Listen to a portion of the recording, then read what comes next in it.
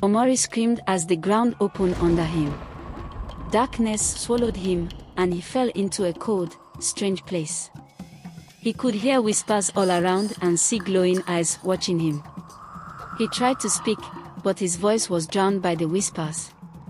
He was trapped because of a terrible mistake. It started with the Mizimu, the river of spirits. In the small village of Ituni, the river was very important. Its water never dried, even when the land was hot and dry. The people believed the river was sacred. They thought the spirits of their ancestors lived in the river. The river connected the living with the dead, carrying blessings and stories. The people respected the river and followed one important rule: never fetch water after dark. The elders often told stories of what happened to those who broke the rule. They said people who fetched water at night disappeared forever. The spirits wake after sunset, the elders said. If you disturb them, they will punish you. Omori was a curious boy who did not believe in such stories. He thought they were just made up to scare people. He often smiled and shook his head when the elders told the tales. He thought, how can spirits live in a river? One dark night, Omori decided to prove the elders wrong. The village was quiet, with only the sounds of crickets and a faraway hyena. Holding a clay pot, Omori sneaked out of his hut and walked to the river. The forest felt strange that night. The air was colder, and the trees looked taller and scarier. It was so quiet that even Omori felt nervous. But he kept going until he reached the river. The water was calm, and it sparkled faintly in the dark. Omori knelt by the river and dipped his clay pot into the water. As the pot filled, he heard a soft voice calling, Omori. Omori. Omori froze. His heart started beating fast. He looked around, but no one was there. Then he looked at the water.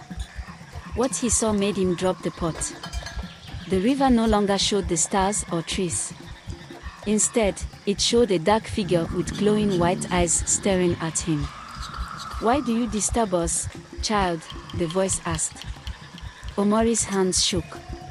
I didn't mean to. I just wanted to see if the stories were real, he said. The figure laughed, a cold, scary sound. We are real, and now you must pay the price. Before Omori could run, the ground cracked open beneath him. He screamed as he fell into the darkness. When he opened his eyes, he was in a strange place. It was dark and cold, and the air was full of whispers. Around him were glowing figures, their shapes like smoke. All of them stared at him with bright eyes. One figure came forward. It was an old woman with a sad face. We are the forgotten ones, she said. Our names and stories are lost. The river connects us to the living. You disturb the balance by coming here at night. Omori fell to his knees, crying. I didn't know. Please forgive me. I will do anything to make it right. The spirits whispered to each other, their voices soft but scary. After a long time, the old woman spoke again. We will let you go, she said, but you must promise to tell our stories. If you forget, the curse will return, and we will come for you. Suddenly, Omori was back by the river. The forest was quiet, and the clay pot was beside him. He grabbed the pot and ran home, his heart racing with fear. From that day, Omori became the storyteller of the village. Every evening, he gathered the people and shared the stories of the ancestors. He told of their bravery, wisdom, and sacrifices. The villagers listened and respected the river even more.